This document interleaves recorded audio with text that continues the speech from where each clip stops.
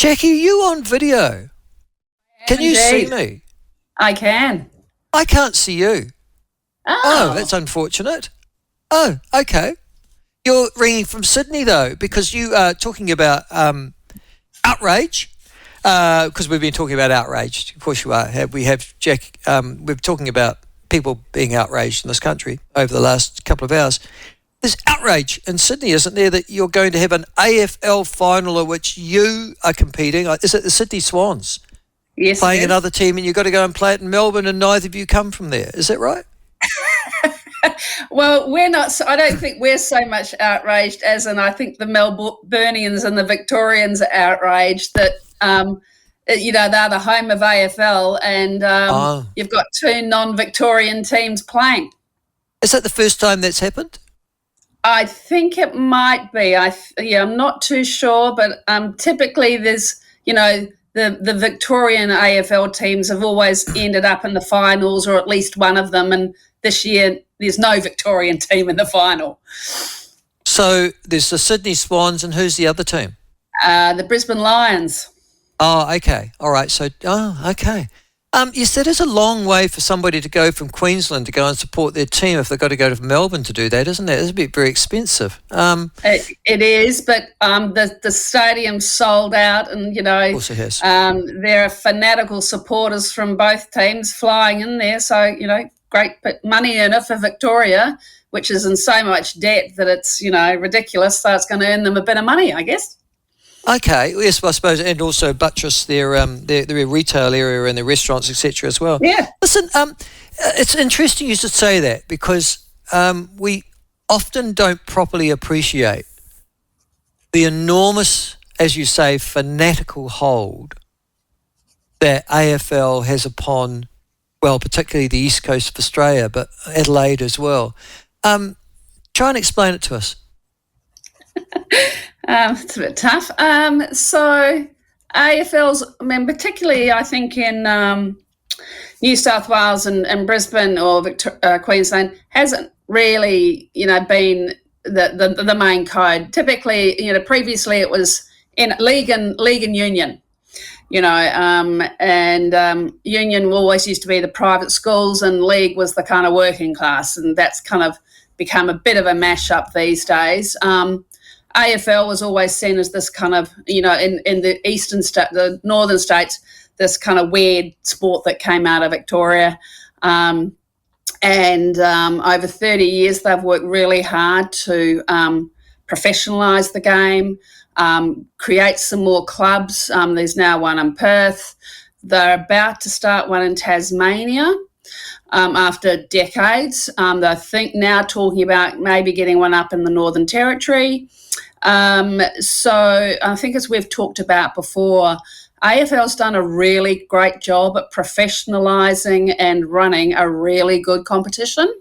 And of course, they've introduced women. So we have AFL Women Comp, which is actually doing quite well as well. So I don't know, people are just fanatical about it. I don't live too far from the stadium here, and I only think I've seen 2 AFL games in my entire life, but well, I was just going to say that you are, and just, apropos that, I remember in 1988, I think, you taking me and Winston Peters to a game at the Sydney Cricket Ground at which the Sydney Swans were playing, and I think it was their first season. Your boyfriend of the time was something to do with the Swans. Is that right?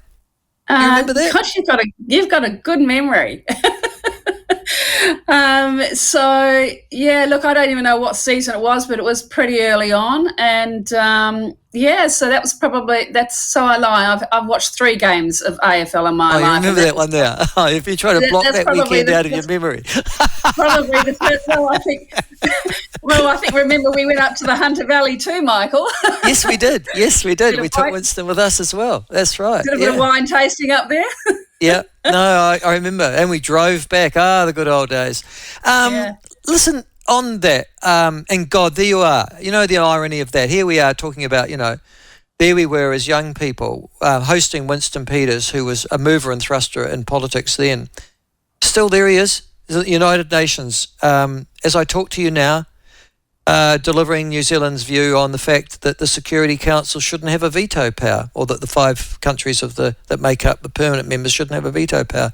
Remarkable, isn't it, that he's still going in such prominent circles. Absolutely, and and I kind of watch what he does, and his energy levels and interest and stuff is just it's extraordinary. He told them off this week. Did you hear? I don't know if you've heard, but he told them off. Winston Peters, he was giving a speech on behalf of New Zealand, and halfway through, he turned to the assembled audience of the United Nations and read them the Riot Act about not listening to him and about showing some manners. So he's still got it. There you go. Hey, and you know what? Sorry, he's probably right. He's probably right. Well, no, I mean, when a small country like New Zealand tries to talk at all at United Nations, you can't imagine too many people listening anyhow. But it always seems strange, doesn't it? You see the photo of the United Nations, or you see even when your Prime Minister's speaking, it's bugger all people there. Everybody seems to be chatting away to each other about things. They're not really taking an interest at all. It's just a stage, isn't it, really, for domestic politics? Well, and I think it raises a kind of different issue, probably not for us to discuss this time around, but, are those kind of multilateral institutions that were set up, post-World War II, are they still fit for purpose? And I think the issue around the veto, I think, is just one of many issues. And they've been around for a while, and maybe they do need to be looked at in terms of their structure and efficacy and stuff like that. So, because they don't seem to be having any impact on the world stage in the major critical wars that are going on at the moment. Netanyahu just tells them to bugger off, and so they are reasonably ineffectual, which is not helpful. And so does Putin, and so does everybody else. To be perfectly honest with you, no. It's they're in League of Nations material now, it seems to me.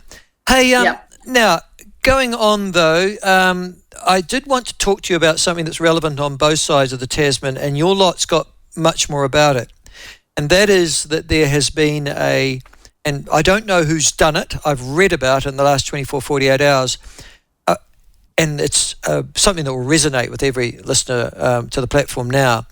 And that is someone, I think your equivalent of the Grocery Commission or Grocery Commissioner, has got stuck in again to the 2 big supermarket chains, the duopoly or the oligopoly, I think it's described over there, and suggested that they are bastards, basically, using the vernacular, Jack, and that they need some form of intervention to be fair to consumers, particularly going through a cost of living crisis.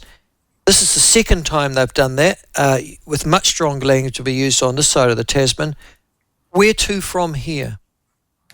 So over here we have a government organisation called the Australian Competition and Consumer Commission, the ACCC, and they've basically come out and said both Coles and Woolworths, who have 2/3 of the retail supermarket share in Australia, have been dudding consumers. So they have these, weekly special offers.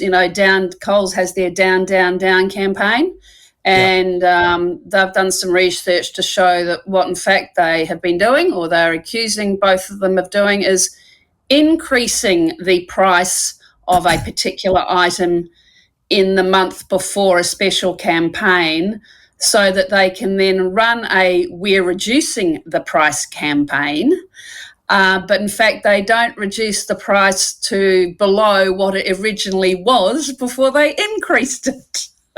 Oh, that is bastard stuff, isn't it? Totally bastard, total bastardry. Yeah, absolutely. Oh my God. And they've been called out for that. I'd be interested to know how prevalent that is in New Zealand as well, just quietly. But this is the second time they've been called out? I don't know if it's the second, but I think there's been a lot of actual consumers who have been tracking this and have reported it to the ACCC, who've done their own research, and they're pretty confident. Otherwise, they're taking them to court. They're going to sue them for it. Oh, they're actually going to. Oh, okay. Yep. Well, we haven't got to that point in New Zealand yet, but well, that's So I can't imagine that there are too many politicians, public, too upset at that course of action being taken. No, I just think, it's always been this undercurrent. There's always been bubbling along that might be happening. But for the ACCC to come out as clearly as they have and take them on is pretty epic. I think it just goes to this whole thing about consumers across the board are just their lack of trust in institutions and companies and stuff like this. It's just yet another example of it, disappointing, particularly at this point, but at any point. It's just not on.